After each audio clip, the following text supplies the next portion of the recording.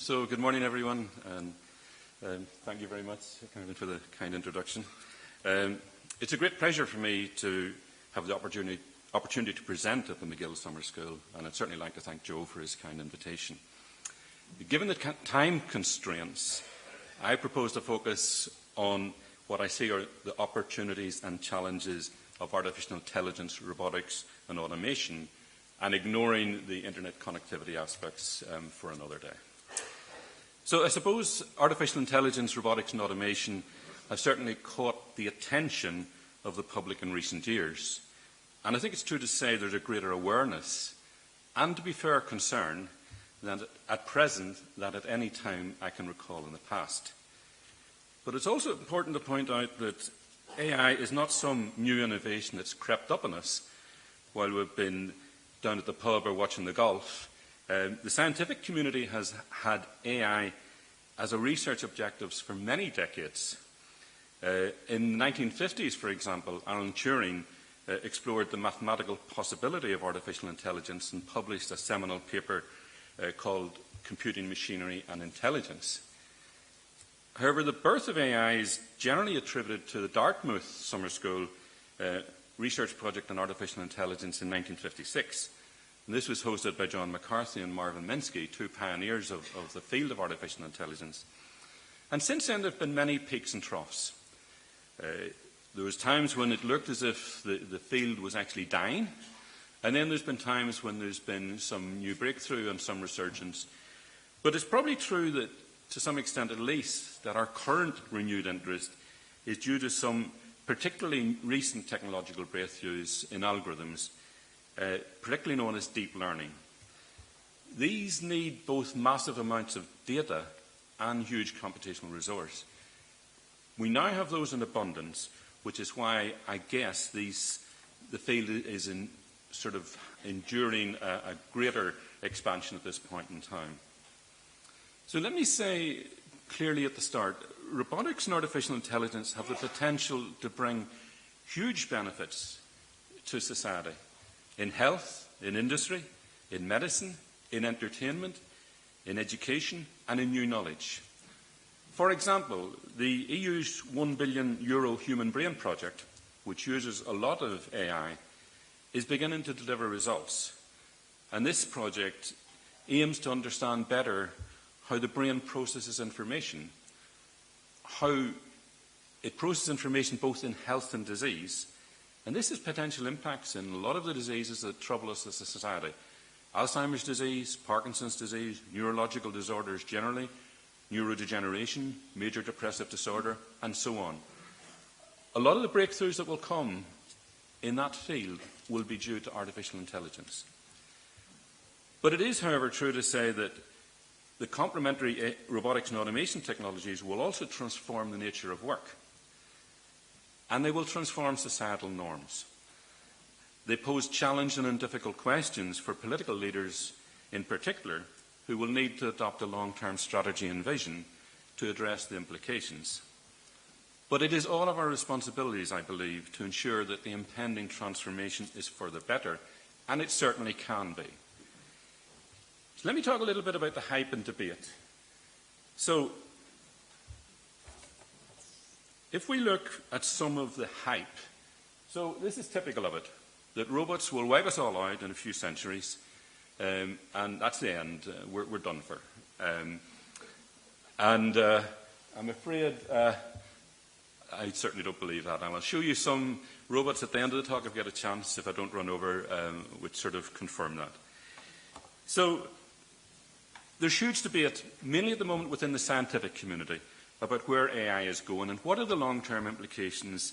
And opinions range from the ludicrous scaremongering, like this, to the genuine concerned, thoughtful, and indeed philosophical. And the latter include the obvious. In other words, what is the immediate impact of AI on jobs and employment? And then, in general, what is the long-term implications of AI? And what will it mean for society and the way we live and work? So looking at this, AI at the moment can be considered narrow or weak AI. And what this means is that the algorithms we have are capable of fulfilling narrow tasks, very specific tasks at which they excel. So we have some areas of AI where we already have performance that's much better than humans. And other such tasks will follow. Now, once you go beyond that, the search is for artificial general intelligence, which is systems that will outperform humans at all tasks. And for me, the prospect of artificial general intelligence is very, very far in the future, if at all. The problems are incredibly complex and indeed may be insurmountable. But that doesn't mean we should ignore the possibility. So some of the topics of the debate are, will human-level AI be developed? And if so, what are the implications? Is artificial general intelligence actually possible? And then a topic that's very prevalent in this scientific sort of novels, I suppose, which is the technological singularity, which is essentially a hypothetical point in time in the future at which we have an intelligence explosion creating superintelligence, where each AI entity learns to learn and generating a runaway reaction such that each generation of AI entities is smarter than the previous one. So this would be superintelligence.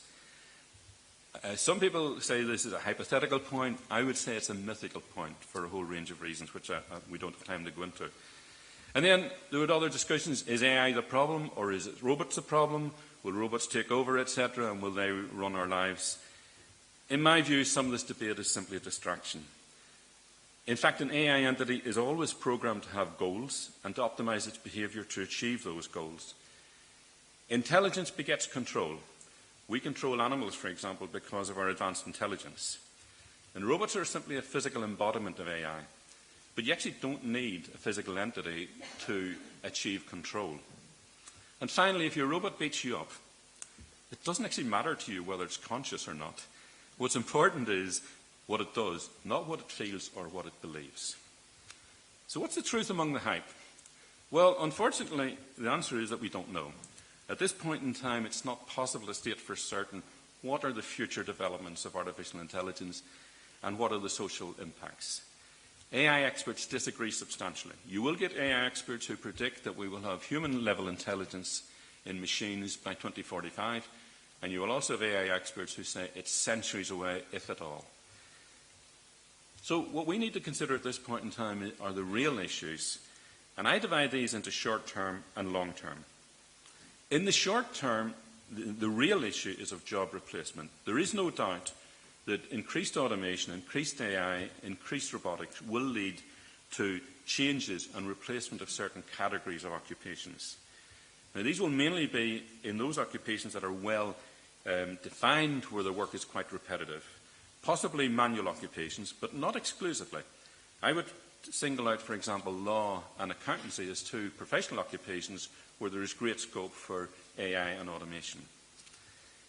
But it's important to note, however, as the OECD has pointed out, that automation transfers tasks, not jobs. And some jobs will, of course, evolve into new occupations that we can't think of at this point in time. And I would argue that the elimination of boring, tedious, or dangerous occupations is actually a good thing, provided, and this is a big proviso, provided society has put in place a comprehensive plan to support displaced workers. For example, via retraining and upskilling. AI, robotics and automation will certainly create new occupations, but a key problem for society is that there is simply no avoiding the fact that a percentage of the displaced workers will struggle to find alternative employment roles due to the required skill sets of the emerging technologies. And this will present a significant societal problem which we need society and our politicians to address. And if you think back to the Luddites of the 1800s, the first industrial revolution, new jobs were in fact created by the industrial revolution, but not necessarily for the skilled artisans that were displaced. So technological innovation tends to increase jobs that involve abstract thinking, creative ability, problem-solving skills. And we're now embarking on what's called the fourth industrial revolution. This is driven by artificial intelligence, big data, advanced communications, Internet of Things. And we should aim to make sure that by reflecting on the first industrial revolution, that we do better. And doing better means that the benefits of the fourth industrial revolution should be shared by all in society, not a select few. So the opportunities will be significant, but some workers will certainly lose out, in my opinion. And I think it's crucially important that the enormous benefits of AI, robotics and automation are available to all. The principles of fairness and justice must prevail, and the process should not lead to even greater concentration of wealth in the hands of a few wealthy individuals, which has been the trend in the last several decades, but it should lead to benefits for the whole of the population. So there is a threat to social equality and consequent social cohesion if this is not addressed properly. But it is in our hands to make sure it is addressed properly. But one question, for example, for our policymakers may be, how do we change the traditional policy of compensation in return for labour? And that's been a principle that has guided us through centuries, but it may actually need to be reviewed as we come into the age of robotics and automation. There have been many reports on the potential implications of AI on employment both in Ireland and elsewhere, and I don't propose to go into them now. There's been the Digital Transformation Report, for example, in 2018, and PwC 2017 report. But broadly, we can assume that about 30% of existing jobs could be at potential risk of automation by the 2030s. Certain job categories will definitely be safe. Those in the current professions, those involved in work with the elderly or children, those where human emotion and compassion are key attributes.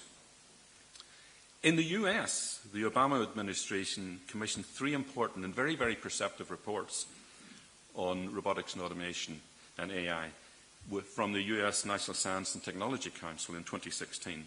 And these are well worth reading. The 3 reports are entitled Preparing for the Future of Artificial Intelligence, Automation and the Economy, and the National Artificial Intelligence Research and Development Strategic Plan. I'm not aware of any references to artificial intelligence in the tweets of the current US President. He does refer to his own intelligence. The second issue then is the longer term. And the longer term issue is goal misalignment. This is by far a real intractable issue, but we can address it. It is in our control to address this. This refers to the potential of intelligent agents or entities whose goals are misaligned with ours. That could be, for example, through imprecise and unclear instructions from humans to AI entities. For example, an AI entity could develop weapons we simply couldn't understand. So an advanced AI entity with artificial general intelligence, if this comes to pass, would be excellent and efficient at accomplishing its goals, but would we approve? Would its goals be our goals, and would its methods meet with our approval? So we could have an AI entity which we instructed, get me to Dublin Airport immediately. I need to be there. And it does so by wrecking all the cars on the way down the motorway because it's going so fast, etc. That's a minor example. There could be much more serious ones in the field of pharmaceuticals, etc. The point is that AI systems exhibit logic as their most fundamental driving characteristic. And human life is so much more than logic. A person sacrifices everything, for example, for the person he or she loves. A soldier volunteers to die on the battlefield so that others may benefit. We care for the elderly. We exhibit compassion and empathy. Many of our decisions are actually illogical. We have that cigarette or pint of beer knowing it's bad for us, but we go ahead. In current AI, however, and in my opinion in AI for the foreseeable future, logic trumps all, and this characteristic is one we need to be careful about. It could lead to significant danger if we fail to ensure goal alignment, in other words, goals that are under the control of humans. And that means good AI governance. So let me consider what needs to be done, in my opinion. First of all, I think we should invest in AI. I think we shouldn't be afraid of this technology. I think rather Ireland, North and South, should invest heavily in it and aim to be at the forefront of it. We certainly have the capability to do so, and we should see real tangible benefits for society if we do. Secondly, I think we need to invest in a huge reskilling and employment assistance programme. We know there's going to be jobs displaced. Let's get ready for it and plan to address the impending problem with displaced workers and ensure that as many as possible are retrained, upskilled and assisted to find jobs elsewhere. There needs to be a comprehensive initiative to address the affordability of such programs to the individual. Thirdly, I think we need to prepare for those displaced workers who fail to find replacement work. There needs to be a new approach to this for citizens who struggle and fail to find alternative employment if they've lost their job due to AI, robotics and automation. How do we support our fellow citizens whose skill sets may simply be incompatible with the new economy and who cannot, for whatever reason, upskill to live positive, fulfilling lives? There are many implications for taxation, social cohesion and fairness to be addressed, which go well beyond our attempts at current social security initiatives. Long-term unemployment benefit is simply not appropriate for this situation. We all know how corrosive its effects are on mental and physical well-being at the moment, and certainly that's something we need to be careful about in the future. And lastly, then, I think we need to be at the forefront of AI initiatives in terms of governance to ensure goal alignment. We know that AI will increasingly impact upon our lives. We need to put systems and processes in place now for the more difficult implications and ethical issues. This has been a topic in the professional organisations such as IEEE for some time, and it now needs to enter mainstream society in terms of debate. There is some work on this. The OECD in May agreed a set of principles for governance of AI, and 42 countries signed it, including Ireland. But we do not want to replace a Cold War with an AI war, so it's essential there's an international agreement on this, and Ireland should play its part in trying to ensure that. And I'd like to finish then with what I see as debunking some of the myths about robotics. A lot of you will have sort of learned about robots from the films, from TV and so on. I work in the field, and this, what I'm going to show you, is an example of a recent 2015 competition which DARPA, which is the US Defence Research Procurement Agency, run. And this one was on rescue robots. And these are the best robots in the world. They've cost a huge amount of money. Anyway, see what you think.